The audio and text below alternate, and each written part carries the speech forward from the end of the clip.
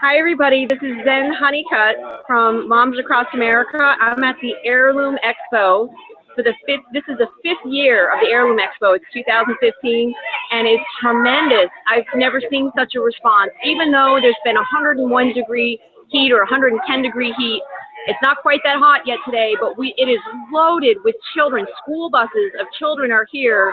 It is the Children and Family Fun Day. And I just over in the children's section, it's too noisy to report from there. I'm in the biodynamic garden now. You can see all the different sponsors here. It's a beautiful garden that talks about cover cropping and all of that. But in the children's section, they have a group called Pastime that teaches children how to do things like leather tanning and decorating the leather, how to do woolen felting, make objects with wool and felt, how to sew, how to do beading, how to make candles, all kinds of crafts and skills from the past that are just beautiful. The children have probably 20 different tables of crafts and events that they can do.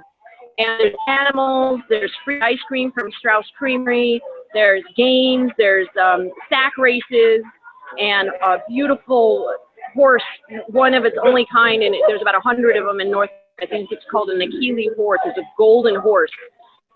Pigs, chickens, everything. It's just a really great old-time sort of family fair here at the Heirloom Expo, and I'm thrilled to be a part of it.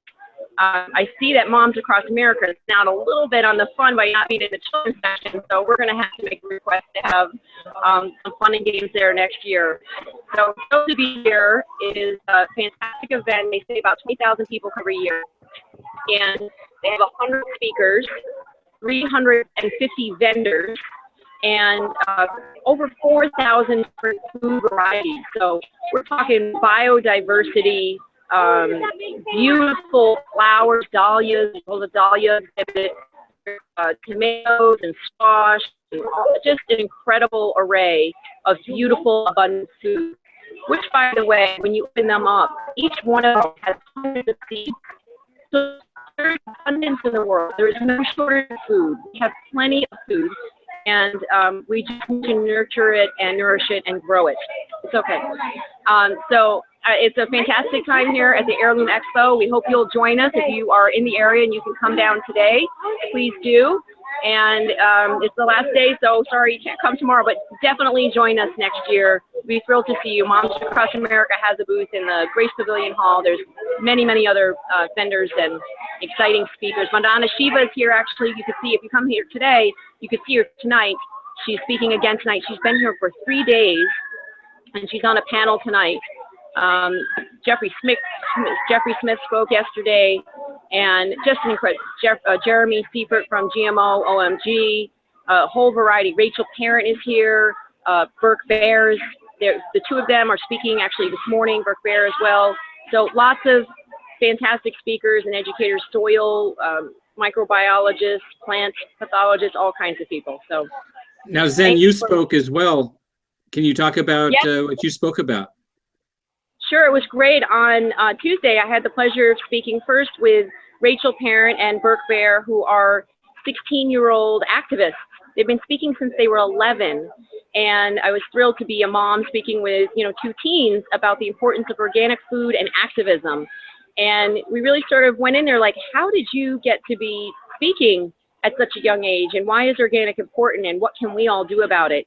And they just got such a rousing round of applause for all of their enthusiasm. And I get to add in the mom part and what we're doing and how important it is to eat organic, to test yourself for glyphosate. You can go to momsacrossamerica.com under action and test your urine or water for glyphosate, which is the active chemical ingredient in Roundup, which 80% of GMOs are engineered to withstand. So we are consuming Roundup, a weed killer, at skyrocketing levels, more than ever before in recorded history. And we're seeing the health impacts of that. It's related to over 40 different modern diseases.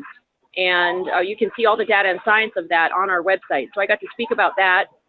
And also at 3 o'clock, I spoke with Dr. Don Huber, a 50-year plant pathologist. and Dr. Robert Kramer, who is a microbiologist and a soil expert, a farmer educator, and spoke with him. He's retired from the EPA. He's a retired EPA scientist. Yes, he's fantastic, and so it was really wonderful to be able to speak after, you know, scientists, and people are being like, it's okay. So yeah, it was great. It was a great panel, and very informative, very exciting. We got to do a PowerPoint. Carol Gervais from Food Integrity Now was the one who put it on, and it's just been loaded with information: bees, soil, gardening, permaculture, just everything and anything that you want to know about farming, gardening, raising animals, all of that. It's here, and it's so exciting because it's like a new wave of modern interest in these areas. Can you talk about some of the food that you're eating? Sorry, could you repeat that? Can you talk about some of the food that you're eating?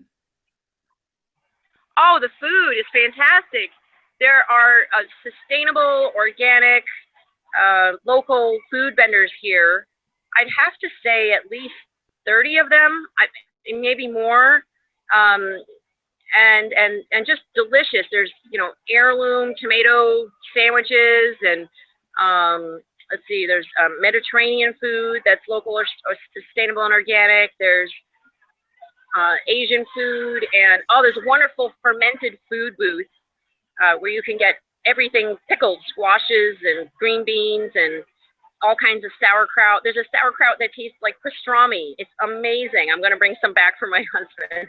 It's delicious. So yeah, there's wonderful food here, and just all kinds of vendors that promote also sustainable living, eco living. There's like Eco Womb Tour. It's a family that tours America, and they have a big van, and they teach everybody about how to live sustainably, how to conserve energy, water, eat or non-GMO food. They pass out Moms Across America flyers, and they travel all over the country. So this event draws international speakers, vendors, and experts. It's really something to plan your vacation around if you can next year, and come here. You'll want to move here. You want to live here forever. It's like God parted the clouds and being down 20,000 happy organic people. You're just so happy when you're here. Can you talk about the traffic you're experiencing at your booth? All right, can you say that again? The traffic at your booth in the expo center. We have a nonstop flow of traffic at our booth, and what's exciting is that when they come up, they pretty much all know about GMOs and pesticides.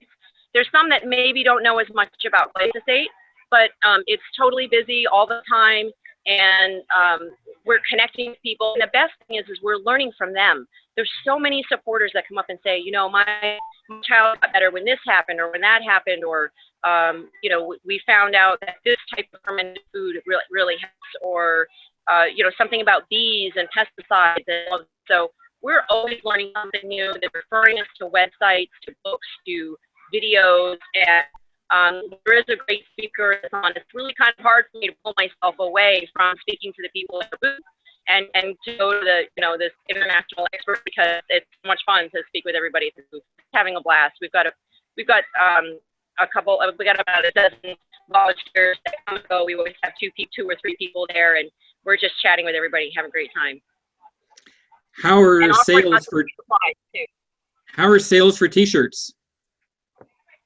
Yeah, we sold more t-shirts on the first day than I think the whole week last year. So I don't know. I think awareness is being raised more about Moms Across America. A lot of people saw us in the movie Bought. I think over 500,000 people have watched the movie Bought.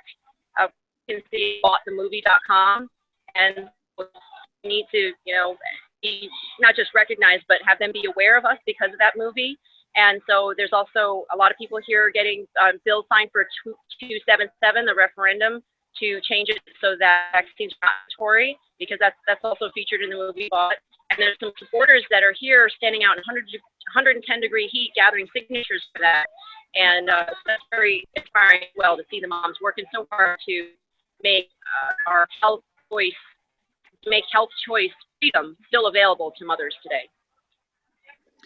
Can you describe a couple of highlights of yours? your personal highlights. Personal highlights. So let's see. I think this morning going to the children's section and seeing just hundreds of children having such a blast learning the old crafts and the old ways of things. It's just beautiful. Also seeing people I haven't seen here, you know, my favorite people in the world are these dedicated activists, scientists, and farmers, and being able to give them a hug and you know, just spend quality time with them. It can feel very lonely sometimes working on your computer for 8 hours. You can feel like you're the only one doing this, but when you connect with people from all over the world that are just as dedicated as you are and have been doing this for far longer, it's very inspiring. So I think that's my favorite part is the hugs from the supporters and other activists.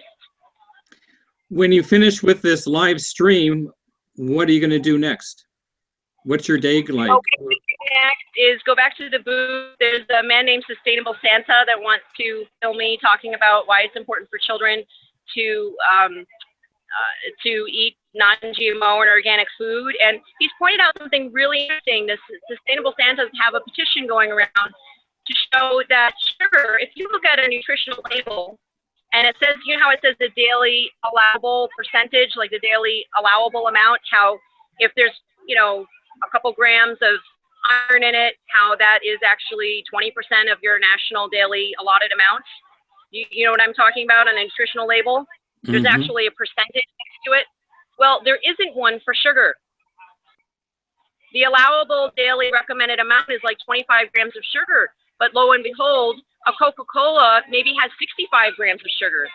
So that would be over 200 and something 50% of the allowable daily amount, but they won't put that on the label.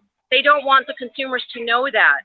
So Sustainable Santas have a petition about that, and they also, of course, want GMOs labeled. So it's a joint petition to actually label the allowable daily amount, or the the suggested amount, recommended amount of sugar, and to label anything that's GMO. So there's some really fascinating people doing awesome stuff here, and I'm going to go over to the booth and get videoed with him talking about that. And, I'm going to walk around the festival and connect with other activists and, potential farmers perhaps, or just connect with people and go to some more talks, some great talks. Our bandwidth is failing, so I'm going to have to let you go. Well, thank you so much, Jack, for interviewing. Sorry if anybody had trouble hearing, but I'll just give you another view of the garden. If you can see back here, this is the biodiversity garden. They're educating people here. It's just really fantastic. There's just so many different sections of this event. If you can today. Thanks so much. Signing out.